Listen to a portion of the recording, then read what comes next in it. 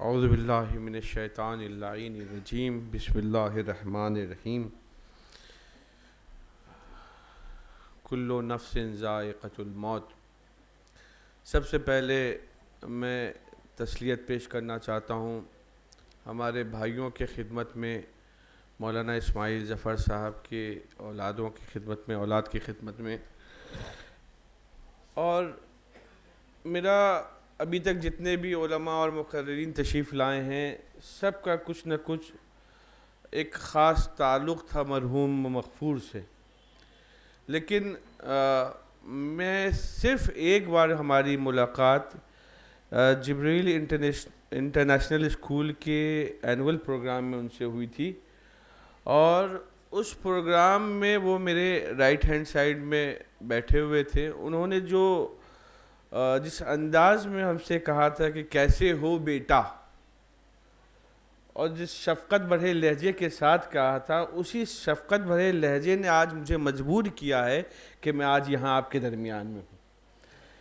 اور اس کے بعد میرے بھائی، دیکھیے میرا خود ذاتی کوئی خاص تجربہ ان کے ساتھ نہیں ہے، لیکن میں جانتا ہوں بڑے خوش اخلاق انسان تھے، اور جیسے کہ آپ لوگ حضرات نے سنا ہے، لیکن اولاد کو دیکھ کر مجھے اندازہ ہوتا ہے کہ جب ثمر ایسا ہے تو درخت کیسا ہوگا۔ میں لہٰذا سب کی خدمت میں تسلیت پیش کرتا ہوں۔ باپ بہت عظیم ذات کا نام ہے، اس دنیا میں نہ ماں کی کوئی جگہ لے سکتا ہے نہ باپ کی کوئی جگہ لے سکتا ہے۔ انسان اگر سمجھ جائے اس بات کو، ایک مثال دے دوں اور پھر اپنی بات کو ختم کروں گا۔ ایک بیٹے نے اپنے باپ کے پاس آ کے کہا، اور کنڈیشن یہ تھی کہ باپ کا ہاتھ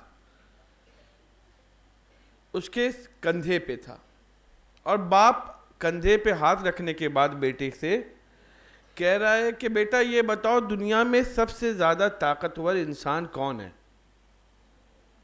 دنیا میں؟ تو اس بیٹے نے کہا کہ میں ہوں بابا۔ پھر اس نے ایک بار اور اس باپ نے سوال پوچھا کہ بیٹا دنیا میں سب سے زیادہ طاقتور انسان کون ہے؟ کہا میں ہوں بابا۔ پھر ایک بار اور سوال کیا تو کہا میں ہوں بابا۔ یہ کہہ کر بیٹا اپنے گھر کے دروازے سے باہر نکلنے لگا۔ باپ اس تلاش میں تھا کہ اس سوال کے جواب میں وہ بیٹا کہے کہ پاپا آپ ہیں۔ اس تلاش میں تھا وہ باپ کہ کہے کہ وہ بیٹا، کہا بیٹا آخری بار پوچھ رہا ہوں، یہ مجھے بتا دو کہ دنیا میں سب سے طاقتور انسان کون ہے؟ کہا پاپا آپ ہیں پاپا، والد محترم آپ ہیں۔